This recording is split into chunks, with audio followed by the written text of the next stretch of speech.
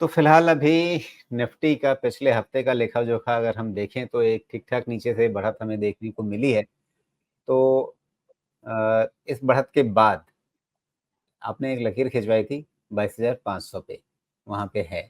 उसके ऊपर 22,700 की लकीर खिंची हुई रखी हुई है। अब क्या एडजस्टमेंट्स करने हैं, क्या ऊपर, क्या नीचे देखना है और ये 22,500 पे अगर ठीक वहीं जाकर के मामला अटका हुआ है, तो शनिवार को जो स्पेशल ट्रेडिंग हुई उसमें भी बहुत एक रेंज बाउंड बहुत ही छोटे दायरे के अंदर बाज़ार चला। आमतौर पे इस तरह के स्पेशल सेशन में ऐसा ही होता है, कोई अनोखी बात नहीं है। तो इसको देखते हुए अब पिछले हफ्ते की जैसी चल रही है उसके बाद क्या देख रहे हैं, आगे क्या नज़र रखनी है? जी।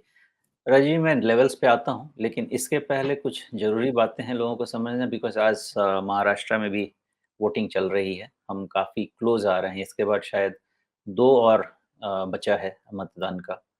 तो अभी तक में जो चीज़ें समझ में आई हैं और जो इम्पैक्ट देख रहे हैं, उसको थोड़ा-सा डिस्कस कर लेते हैं बिकॉज़ उसी के बेसिस पे अपनी प्लानिंग होनी है। लास्ट बट वन डिस्कशन हमारा हुआ था, तो आपने एक सवाल किया था, दिख तो नहीं रहा है लेकिन बाज़ार आपको गर्म क्यों लग रहा है? आप बहुत अच्छे से देख सकते हैं कि बाज़ार मुझे गर्म क्यों लग रहा था। सेक्टर तो छोड़िए, मिड कैप, स्मॉल कैप, सब में ब्रेकआउट चल रहा है, सब में धुआँधार तेज़ी चल रही है। आपने ये भी पूछा था कि एफआईआईज़ कब आएँगे और मैंने बिल्कुल क्लियरली बोला था कि उसके लिए हवन कराइए, वो अभी वापस नहीं आएँगे, लेकिन पैसा बनेगा। पैसा क्लियरली बन रहा है, रिटेल जनरल मास का पैसा बन रहा है और ये बनता रहेगा। इसमें एक फैक्टर बहुत इम्पोर्टेंट है डिस्कस डिस्कस करना बिकॉज़ यहाँ से लेके मेबी 2028 शायद मेरे हिसाब से बहुत बहुत बड़ी अपॉर्चुनिटी ओपन हो रही है, जिसको भी इंडियन स्टॉक मार्केट से रिटर्न जनरेट करना है। कारण समझिएगा, कारण ये है जो डेटा कह रहा है, मैं फिर कहता हूँ कि ना मैं बीजेपी, कांग्रेस किसी की बात नहीं कर रहा, मैं डेटा समझा रहा हूँ आपको, डेटा समझिएगा।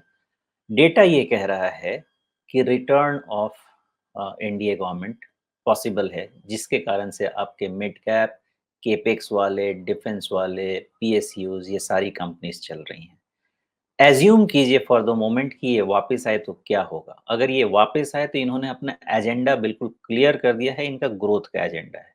ग्रोथ का एजेंडा है तो क्या होगा? ग्रोथ का एजेंडा ये है तो बिफोर 2029 चीज़ों को बहुत ज़्यादा स्पीड अप करने की कोशिश की जाएगी। इस सेंटेंस को आप अंडरलाइन कीजिएगा। क्यों? क्योंकि 2029 का जो इलेक्शन रहेगा, उसकी क्लैरिटी आज के इलेक्शन से मेरे हिसाब से 50% और लेसर रहेगी बिकॉज़ उस समय मोदी जी रहेंगे एज़ कैंडिडेट या नहीं रहेंगे, उनका रिप्लेसमेंट कौन होगा, उनकी एक्सेप्टेंस पब्लिक में कैसी होगी, पार्टी में कैसी होगी, ये बहुत सारी चीज़ें हैं जो कि डिस्कस की जाएँगी, डिबेट की जाएँगी।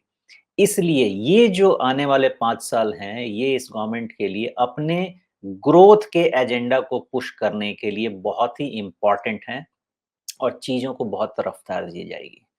अगर ऐसा होता है तो मैन्युफैक्चरिंग, इंफ्रास्ट्रक्चर यानी stock market and India as an economy अगले 5 साल में बहुत ज़्यादा आपको मौका देने वाली है स्टॉक मार्केट को और मैं बहुत महत्व दे रहा हूँ इस चीज़ को कि इन बिटवीन नाउ अगर गवर्नमेंट वापस आती है अप अंटिल 2028 इस रन को आप मिस मत कीजिएगा डिस्पाइट द फैक्ट कि बीच में एक आधा वोलेटिलिटी आएगी इस चीज़ का ध्यान रहे वोलेटिलिटी आएगी 10-20% वाले करेक्शन भी आएंगे लेकिन ध्यान रखिएगा मैं ऐसा मान के चल रहा हूँ मैं अपने 2030 के टारगेट को मैं रिवाइज करके 2028 लेके आ रहा हूँ मेरे हिसाब से अगर सब कुछ ठीक चला तो निफ्टी करीब-करीब 70-80% तक रन हो जाएगी 2028 तक मतलब करीब-करीब 40,000 आप पकड़ के चलिए, ऊपर-नीचे 10% भी रख लीजिए। इतना रन हो सकता है निफ्टी का, ये नंबर्स में आपको दिखेंगे। अब मैंने ये चीज़ इसलिए एक्सप्लेन की है आपको बिकॉज़ मैं फ़ोकस करता हूँ लॉन्ग टर्म इन्वेस्टमेंट पे और किसी भी एसेट क्लास को अगले 4 से 5 साल में बहुत बड़े मार्जिन से निफ्टी या ये इंडियन इक्विटी मार्केट बीट करने को तैयार है। ये मेरी प्रॉपर एनालिसिस है और इसके हिसाब से ही पोज़ीशनिंग मेरी हो रही है। मिड कैप, स्मॉल कैप में पैसा बनेगा बिकॉज़ वहीं पे इंडिया की ग्रोथ स्टोरी नज़र आएगी। इंडिया की ग्रोथ स्टोरी आपको बड़े स्टॉक्स में बहुत नज़र नहीं आएगी। ग्रोथ जब भी होता है तो छोटे जो पिरामिड पे जो लोअर स्ट्राटा है, वो मिडल या उसके ऊपर आने की कोशिश करता है। वहाँ पे आपको ज़्यादा ग्रोथ मिलेगा। और अगर ऐसा हुआ, अगर रिटर्न ऑफ मोदी गवर्नमेंट हुआ, तो एफआईआईज़ को मजबूरी में सब कुछ आके हायर लेवल पे लेना पड़ेगा, एलोकेशन बढ़ाना पड़ेगा। ये मेरी पूरी थीसिस है जिसके बेसिस पे अगले 4 साल, जो 4 जून के बाद बिल्कुल क्लियर हो जाएगा, अगले 4 से 5 साल की प्लानिंग बहुत स्ट्रॉन्ग कीजिए। इंडियन इक्विटी सबको बीट करने वाला है। ये प्रेमाइस है मेरा राजीव जी। अब आते हैं आपके लेवल्स पे। लेवल्स मैंने चेंज नहीं किए।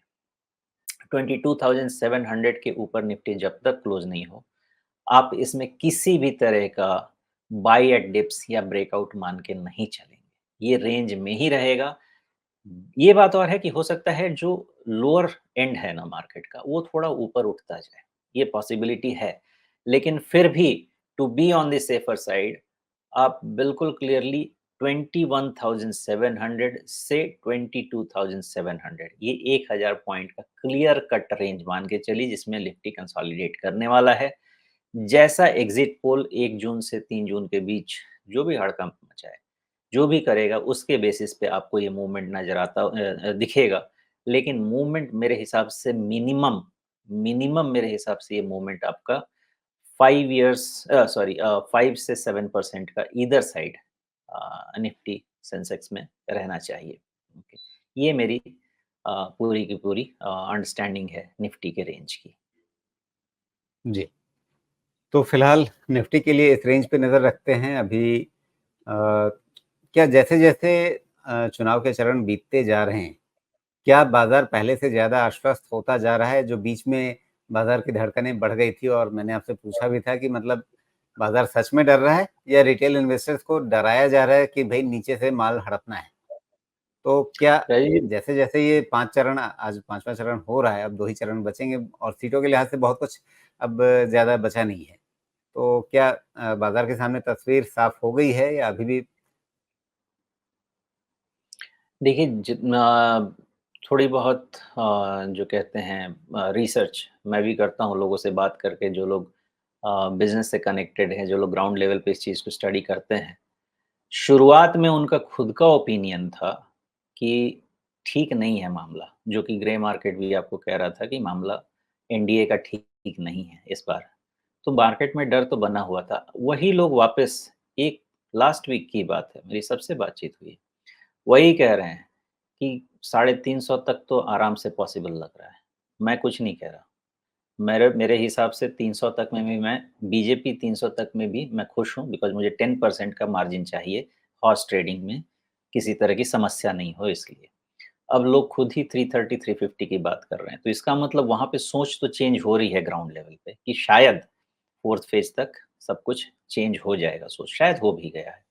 बाज़ार ये मान के अभी चल रहा है और वो स्टॉक मार्केट डायनामिक्स में ये बहुत क्लियर भी है कि एनडीए गवर्नमेंट का रिटर्न ही मान के मार्केट चल रहा है अभी तक। जी।